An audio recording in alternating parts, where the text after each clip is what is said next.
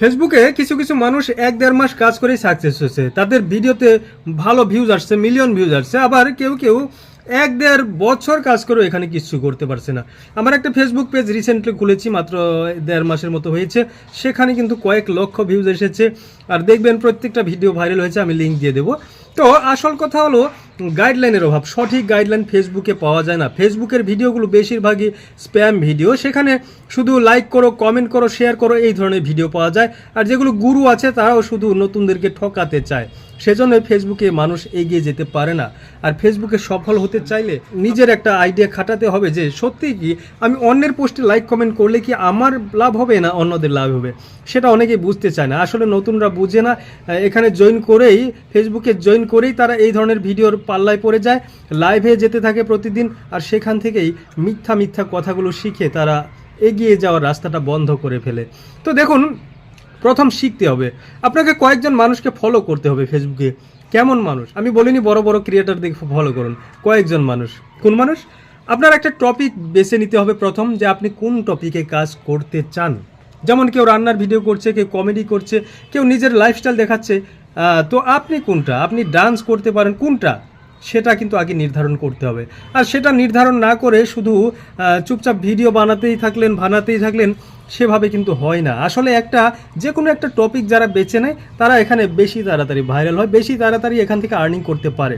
আপনাকে একটা টপিক বাছতে হবে, যে কোনো একটা টপিক। আপনার কোন টপিকে আপনার নলেজ বেশি আছে, কোন টপিকে আপনি অনর্গল কথা বলতে পারেন, কোন টপিকে কথা বললে আপনি 100-200 ভিডিও বানিয়ে ফেলতে পারবেন, কিন্তু আপনার টপিক শেষ হবে না, আপনার কথা শেষ হবে না। সেই ধরনের টপিক বেছে নিন। তারপর সেই যে টপিকটা আপনি বেছে নিয়েছেন, আমি ধরে নিলাম আপনি মোটিভেশন বেছে নিয়েছেন। সেই মোটিভেশনের যে আরও অন্যান্য মানুষ আছে যারা ভিডিও করে, তাদের যার ভিডিওতে প্রচুর ভিউজ আসে, প্রচুর কমেন্ট আসে, প্রচুর এঙ্গেজমেন্ট হয়, মানুষ কমেন্ট করে, তাদের ভিডিওগুলো দেখতে থাকুন। দেখে সেখান থেকে শিখুন যে সে আসলে ভিডিওটা কিভাবে শুরু করলো। ফেসবুকের ভিডিও তখনই বেশি ভালো কাজ করে যখন আপনার প্রথম 3 সেকেন্ড কেউ ভালো করে দেখে। তাই সেই যে মানুষটা, সে ভিডিওটা কিভাবে শুরু করলো, প্রথম 3 সেকেন্ড কিভাবে বলল, তারপরের কথাগুলো স্টেপ বাই স্টেপ কিভাবে এগিয়ে গেল তার কথাগুলো, সেগুলো খেয়াল করুন। ফেসবুকের ভিডিও মানুষ এভাবে ধাক্কা দিয়ে দেখে। সেই ধাক্কাটা থামিয়ে যখন মানুষ একবার দেখবে, আপনার ভিডিও দেখতে শুরু করবে, সেই সম্পূর্ণটা দেখবে।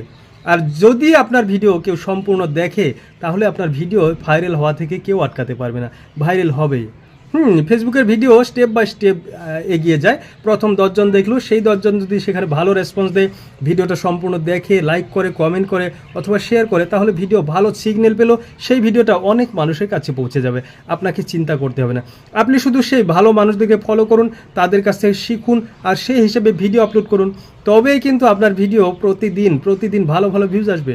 আর তার জন্য আপনাদের অন্যদের পোস্টে গিয়ে লাইক, কমেন্ট, শেয়ার এগুলো করার দরকার, আর লাইভে যাওয়ার দরকার হবে না। আর ফলোয়ার্স বাড়ানোর জন্য হাই হুতাশ করতে হবে না। ফলোয়ার্স ভিডিও ভাইরাল করে না, ভিডিও ভাইরাল করবে আপনার ভিডিওর কোয়ালিটি। হ্যাঁ, আপনার ভিডিও ভাইরাল করবে। তা আজ থেকে আপনি ভিডিওর কোয়ালিটির উপর গুরুত্ব দিন, ফলোয়ার্সের পিছনে ছুটবেন না। যখন একটা ভিডিও ভাইরাল হবে, তখন ফলোয়ার্স নিজে আসবে। ফলোয়ার্স ফেসবুক আপনাকে এমনিই দেবে, আপনাকে ফলোয়ার্সের পিছনে ছুটতে হবে না, আপনাকে ছুটতে হবে ভিডিও ভাইরাল করার পিছনে।